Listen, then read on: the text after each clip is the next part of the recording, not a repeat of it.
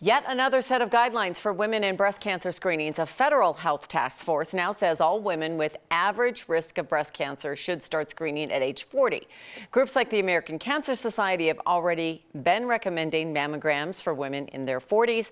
Joining us now is Dr. Payal Kohli.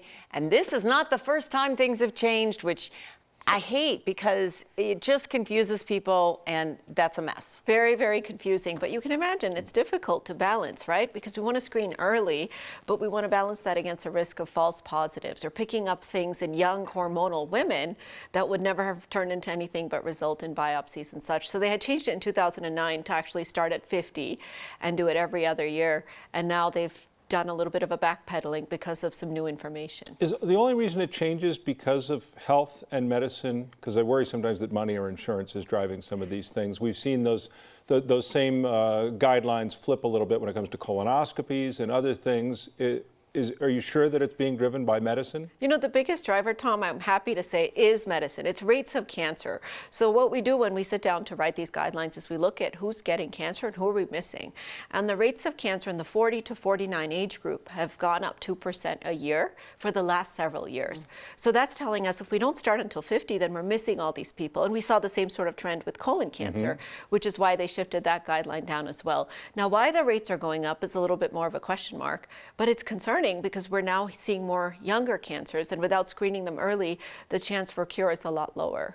And I know there's been a lot of discussion about what environmentally we've done, what we've put in our bodies, some of the lifestyle changes that have changed things, but it really is kind of frightening, and it kind of makes you say, well, who does this apply to? I don't know. Yeah. If I'm younger, I'm just going to go for it. Well, if you're a young woman, you should start screening at 40 based on this data. But if you have higher risk because of your family history, because you've had personally abnormal breast biopsies in the past, or because you carry a gene like BRCA, then you might even need to obviously start earlier. And sometimes we say if you've had a first-degree family member who had cancer before 40, then you even need to start kind of when they had cancer, or perhaps even earlier. Is this specific only to mammography as far as that way of screening? You know, I'm glad you asked because there's a lot of doctors really pushing back on this, very unhappy with these guidelines.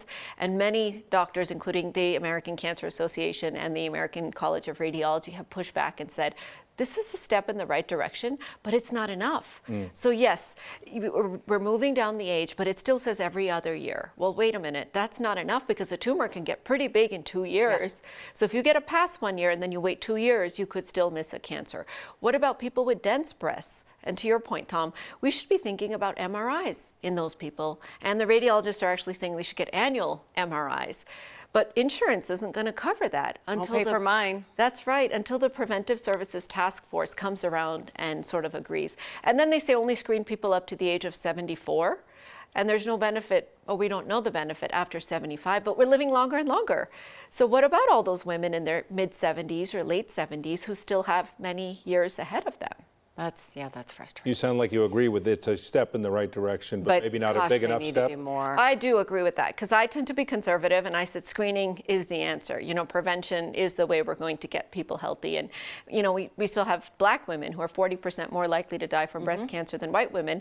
And there's nothing specific about how we should screen Black women who just have an inherently higher risk because of access to care and such. So I think we've gone in the right direction, but I would say at the end of the day, I started screening myself when I turned 40, and I would suggest every woman do that. And if you're not sure about your risk, then it's a conversation to have with your doctor because this is an art. It's not a science.